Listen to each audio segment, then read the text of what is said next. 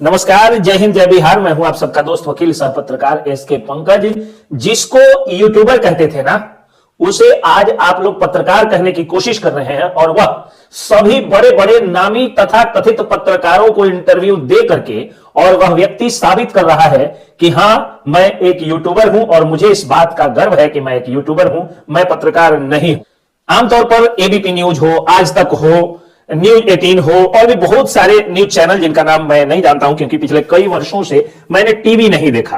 कारण क्या है कि हम लोग चंपारण से आते हैं और चंपारण की धरती हमेशा अच्छे पत्रकारों का समर्थन करते आई है। गणेश शंकर विद्यार्थी हो, पीर मोहम्मद मुनीश हो या मनीष कश्यप हो, सब लोगों का हम लोगों ने समर्थन किया और ये सभी लोग मेन स्ट्रीम मीडिया से नहीं आते थे क्योंकि आजादी के पहले भी मेन स्ट्रीम मीडिया जो है वो अंग्रेजों के हाथों बिकी हुई थी। आजादी के बाद कांग्रेसियों के हाथों और अब बिहार में महागठबंधन के हाथों मेन स्ट्रीम मीडिया ज्यादातर बिकी हुई नजर आ जाती है। इसलिए मेन स्ट्रीम मीडिया के जो जितने भी पत्रकार थे या जितने भी रिपोर्टर्स हैं, उन लोगों को लगता है कि अरबपति सैटेलाइट चैनल वालों के जो नौकर होते हैं उसी को पत्रकार कहा जाता है, या खरबपति करोड़पति अखबार वालों के नौकर होते हैं, वहां जो नौकरी करते हैं, उन्हें ही पत्रकार कहा जाता है।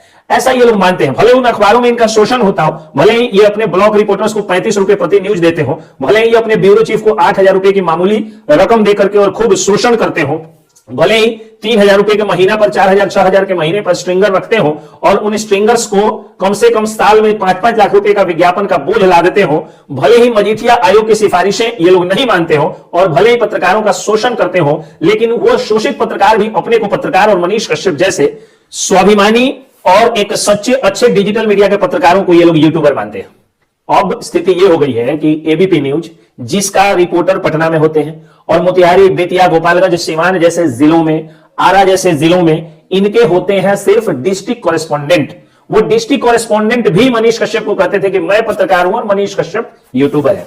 इन दिनों पटना में बैठे हुए रिपोर्टर हो या जिला में बैठे हुए डिस्ट्रिक्ट कॉरेस्पॉन्डेंट हो, सभी लोग मनीष कश्यप के पीछे पीछे उनका अपॉइंटमेंट लेने के लिए बेचैन और बेताब रहते हैं। और मनीष कश्यप कभी किसी को गांव में पगडंडियों पर अपॉइंटमेंट देते हैं इंटरव्यू की, तो कभी गाड़ी में चलते चलते बड़े बड़े सैटेलाइट चैनल जो खुद को नेशनल मीडिया समझते हैं, हालांकि ये बात अलग है कि अब व्यूअरशिप में नेशनल मीडिया मनीष कश्यप या कुमार अभिनव या पुजारी मीडिया संजीत कुशवाहा या ये आपको रिपोर्टर अंजलि, ये सभी लोग हो गए हैं। अब नेशनल लेवल पे इनको ज्यादा देखा जा रहा है, टीवी कोई देख नहीं रहा है, अपने से ये लोग टीआरपी कह लेते हैं और कई लोगों पर तो टीआरपी चोरी का आरोप भी लग गया है, अखबारों को कोई पढ़ नहीं रहा है, इसलिए नेशनल मीडिया सही मायने में अब डिजिटल मीडिया ही हो गई है। लेकिन खुद को नेशनल मीडिया समझने वाले सैटेलाइट चैनल के पत्रकार अब मनीष कश्यप से अपॉइंटमेंट के लिए उनके पीछे पीछे दौड़ रहे हैं और मनीष कश्यप धुआंधार इंटरव्यू दे रहे हैं, जिधर जा रहे हैं उधर इंटरव्यू दे रहे हैं। न्यूज 24 पर इंटरव्यू हो चुका उनका, न्यूज भारत पर उनका इंटरव्यू हो गया, जी बिहार झारखंड पर इंटरव्यू हो गया, आज तक पर इंटरव्यू हो गया, हर चैनल पर एक दिन में रिपोर्टर अंजलि को उन्होंने इंटरव्यू दिया,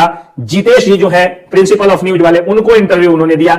एक दिन में धुआंधार, एक ही दिन में रिकॉर्ड तोड़ इंटरव्यू मनीष कश्यप ने दे करके और सब जगह एक ही बात उन्होंने बताई कि आखिर मेरा दोष क्या था। उनका सवाल था कि आखिर मेरा दोष क्या था। न्यूज 24 को जब वो इंटरव्यू दे रहे थे तो उसमें उन्होंने पंडित अटल बिहारी वाजपेयी की एक बात कोट की कि सरकार के तर्कस में इतने तीर होते हैं कि वो जब चाहे पत्रकारिता को कुचल सकती है और कुचलती भी वैसे है कि सांप भी मर जाए और लाठी भी न टूटे।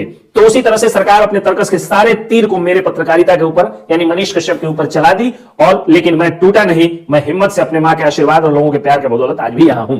उन्होंने 180 दिन की गिनती को भूलने की बात नहीं कही। कहा उन्होंने मनीष कश्यप ने सारे इंटरव्यूज में कि 180 दिन में सरकार गिरेगी और सरकार में अभी ही उथल पुथल मच गई है और वो सरकार को उखाड़ कर फेंक देंगे। तो मनीष कश्यप लगातार गतिशील हैं, गाड़ियों में चलते हुए इंटरव्यू, स्टूडियो में बैठ करके इंटरव्यू और दिल्ली में पहुंच करके इंटरव्यू धुआंधार देंगे और सारे नेशनल चैनल पर ये बता देंगे कि उनके साथ अन्याय हुआ है और बिहार के अत्याचारी लोगों का वो पोल खोलेंगे। बिहार में जो भ्रष्टाचार, अपराध, जंगलराज की स्थिति, शराब माफिया, गुंडा माफिया, बालू माफिया, शिक्षा माफिया, ड्रग माफिया फैले हुए हैं, जिस तरह से माफियाओं का हर जगह महिमा मंडन हो रहा है, जिस तरह हर जगह गुंडा माफिया, शिक्षा माफिया, बालू माफिया, शराब माफिया, जमीन माफिया, जमीन के दलाल हर जगह आज पूजे जा रहे हैं क्योंकि उनके पास पैसा है। और सही पूछिए तो उन्हीं के पास पैसा है। एक युवा व्यक्ति जो पढ़ करके लिख करके डॉक्टर, इंजीनियर, वकील, पत्रकार कुछ भी बन जाता है, उसके पास पैसा नहीं होता है। पैसा होता है तो सिर्फ माफियाओं के पास। उन माफियाओं की यह व्यक्ति पोल खोलेगा और पताही में, मोतिहारी के पताही में बोलते हुए सम्राट चौधरी ने भी कह दिया कि अगर भारतीय जनता पार्टी की सरकार बनी, कोई भी माफिया हो, सबको या तो नेपाल जाना पड़ेगा या उनका गया में पिंडदान कर दिया जाएगा। तो बिहार में जो यही दिक्कत है, जो माफिया राज, गुंडा राज चल रहा है, उसकी पोल वो सैटेलाइट चैनलों पर बैठ करके खोलेंगे और बताएंगे कि जिनको तुम यूट्यूबर करके उनकी पत्रकारिता को खारिज कर रहे थे, वो बड़े बड़े सैटेलाइट चैनलों के पत्रकार उनको बड़े आदर सम्मान के साथ बैठा करके उनका इंटरव्यू ले रहे हैं। झुकती है दुनिया, बस झुकाने वाला चाहिए। कौन कहता है कि आसमां में सुराख नहीं हो सकता? एक पत्थर तो तबीयत से उछालो यारो, आसमां में सुराख होगा, बिहार बदलेगा। इसी मुहिम पर मनीष कश्यप निकल गए हैं। नमस्कार, जय हिंद, जय भीम।